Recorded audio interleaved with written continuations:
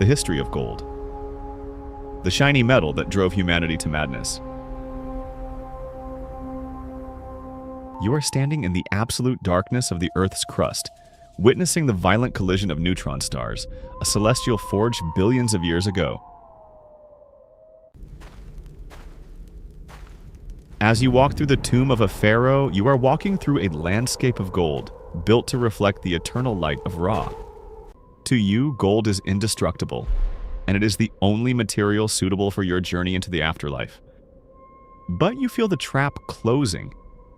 Because you view it as the metal of the divine, you perceive those who possess it as divine themselves. You are witnessing the birth of the connection between gold and absolute authority. You realize that if you hold the gold, you hold the favor of the heavens. If you lack it, you are nothing but a peasant. You have watched it transform from a simple metal into the ultimate symbol of status, divinity, and power. But as you look at this hunk of yellow metal, something you cannot eat, cannot build with, and cannot use to fight a war, you have to ask, how did this become the singular obsession that defined the trajectory of your own civilization? Your journey into the story of gold does not start in a sterile bank or a jewelry store.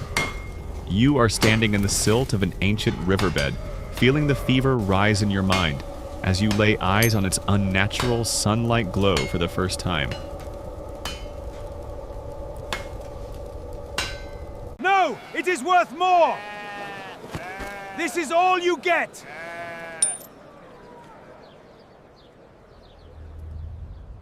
No one expected the situation to escalate like this, as if we had sold our souls to some terrifying creature for...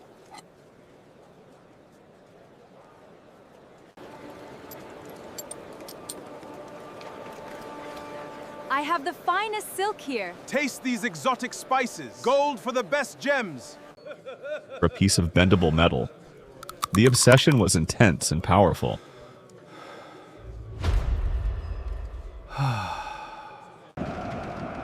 But they refused to surrender. The fever only fueled them with deeper hope and newfound strength. Instead of giving up, it only fueled their hope and gave them more strength.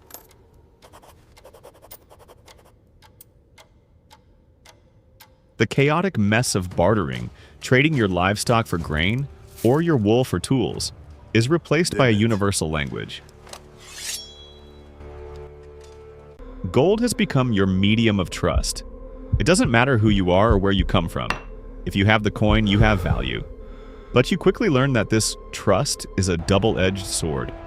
By turning gold into money, you have unwittingly created a system that demands more and more of it. To grow your economy, you need more gold. To fund your wars, you need more gold. You realize that the thirst for this metal has become a structural requirement for your civilization to function.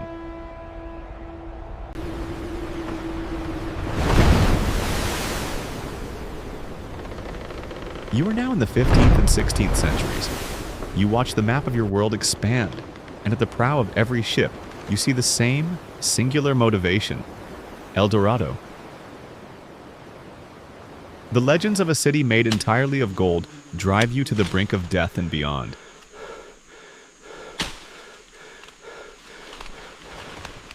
You watch the Spanish conquistadors, fueled by a mixture of religious fervor and absolute greed, tear through the Americas like a wildfire. You see that they don't just want territory, they want the literal substance of wealth.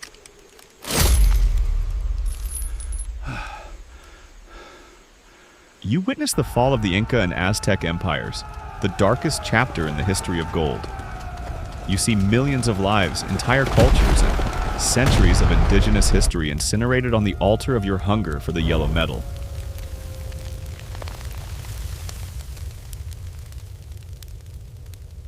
It is during this period that you cannot deny the sheer destructive power of gold.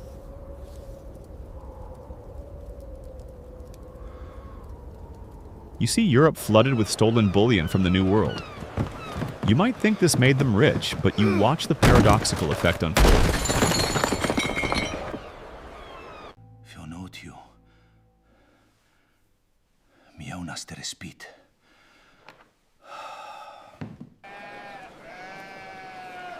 No! Eso no vale nada! Quiero el saco lleno! You see the sudden influx of gold cause hyperinflation. You watch the price of everything skyrocket. You realize the wealth that was supposed to make Spain the most powerful nation on earth only contributed to its economic stagnation. You see they have spent their national soul chasing a medal, only to find that gold, in the absence of productivity, is nothing more than heavy, soft rock. The fever that broke the world. You watch the madness peak in the 19th century. There's gold in the creek! Out of the way! Get your supplies here! Gold isn't just for kings anymore. It is now the siren song for you, the common man.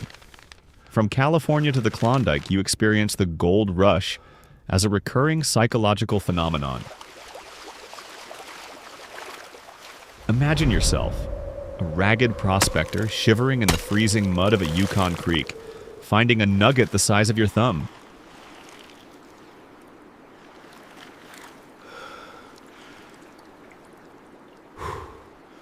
It is true. I saw it.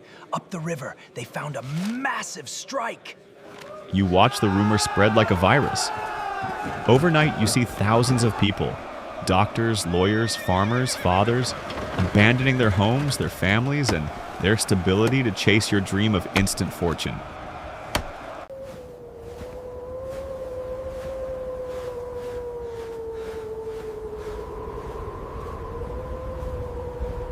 You watch most of them die in the attempt.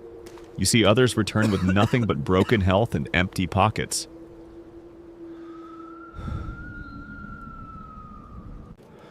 Yet the fever doesn't break. It only evolves.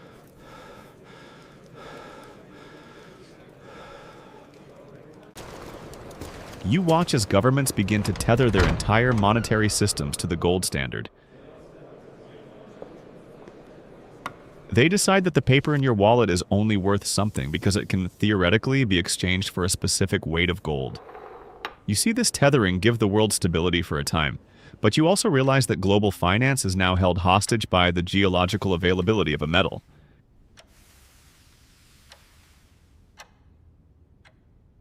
No, sell it all right now! It is crashing, sell everything! If gold production slows, you see your economy crash. No, sell everything! If someone discovers a massive new field, you see your economy explode. You have chained the complex, beating heart of your global human activity to a rock buried deep in the dirt.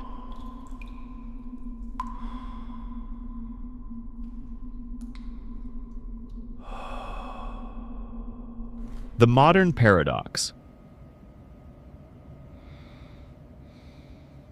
Today, you find the role of gold has become even more mysterious.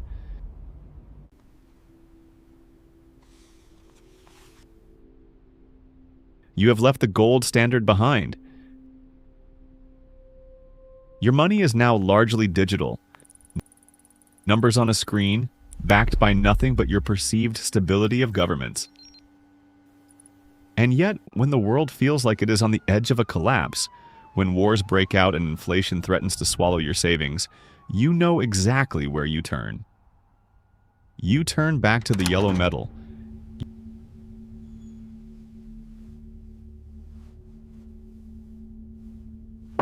You see that gold remains your ultimate hedge against human failure.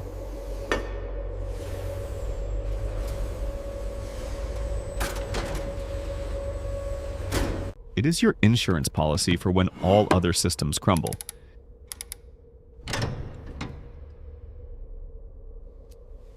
You see central banks still hoarding it by the ton, burying it deep underground in vaults beneath London and New York. It sits there, silent, doing absolutely nothing, yet you know it holds the power to stabilize an entire nation's currency. You have spent 5,000 years obsessed with this material. You have dug millions of miles of tunnels, moved mountains of earth, fought world-shaping wars, and built the foundations of your modern banking system, all for a metal that is chemically inert. Perhaps you realize the true madness isn't the gold itself. Perhaps the madness is that you, as a species, collectively agreed that this was where your value would lie. You decided that the sunlight glow of gold would be the mirror in which you see your own potential for prosperity. So, the next time you see a gold ring or hear a news report about the price of bullion, remember the stars that died to create it. Remember the empires that rose and fell in its shadow. Realize that while the world around you changes with dizzying speed,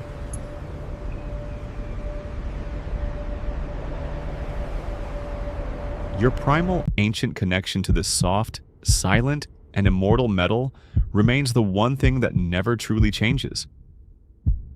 It is not just a commodity, it is the mirror of your civilization, reflecting your greatest achievements and your deepest, most enduring hunger.